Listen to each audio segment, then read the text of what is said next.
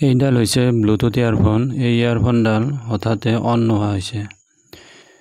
এই ইয়াৰফোনডাল পানীত পৰিছিল, সেইকাৰণে অন নহয়।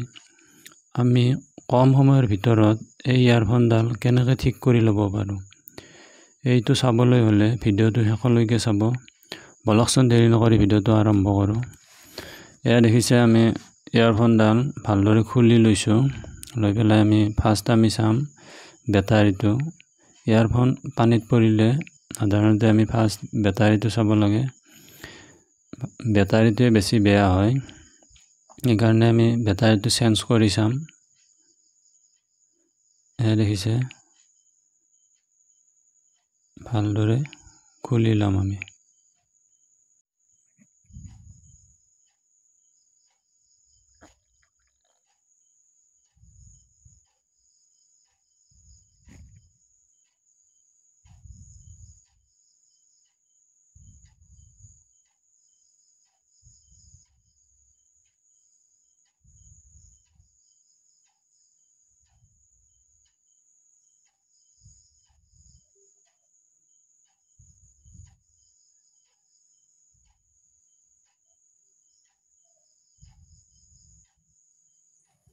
এয়া দেখিছে, আগৰ বেটাৰীটো খুলি পেলাই এইটো হৈছে নতুন বেটাৰী। এই বেটাৰীটোৰ আমি প্লাছ মাইনাছটো চাই ল'ম, তেতিয়াহ'লে আমাৰ ফিটিং কৰাত সহজ হ'ব।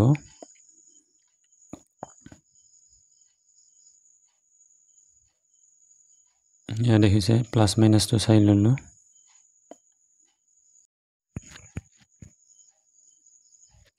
প্লাছ মাইনাছটো চাই লৈ পেলাই আমি নতুন বেটাৰীটো ভালদৰে এতিয়া লগাই ল'ম।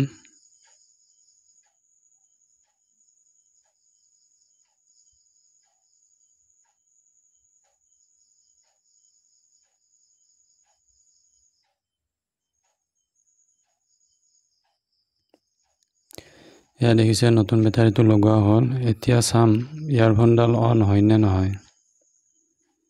এয়া দেখিছে, ইয়াৰফোনডাল অন হৈছে। আগৰ বেটাৰীটোত অন হোৱা নাছিলে। সাধাৰণতে পানীত পৰিলে বেছি ইয়াৰফোনৰ বেটাৰীয়ে বেয়া হয়। কাৰণে আমি ফাৰ্ষ্ট বেটাৰীটো চেঞ্জ কৰি চাব লাগে। যদি অন হয় তেতিয়াহ'লে আৰু একো অসুবিধা নাই। যদি অন নহয় তেতিয়াহ'লে বৰ্ডৰ সমস্যা হ'ব পাৰে, কিন্তু বেছি আমাৰ বেটাৰীটোৱে বেয়া হয়। যদি এনেকুৱা ভিডিঅ'বোৰ চাই পেলাই ভাল পায়, তেতিয়াহ'লে লাইক, কমেণ্ট, শ্বেয়াৰ কৰিবলৈ নাপাহৰিব।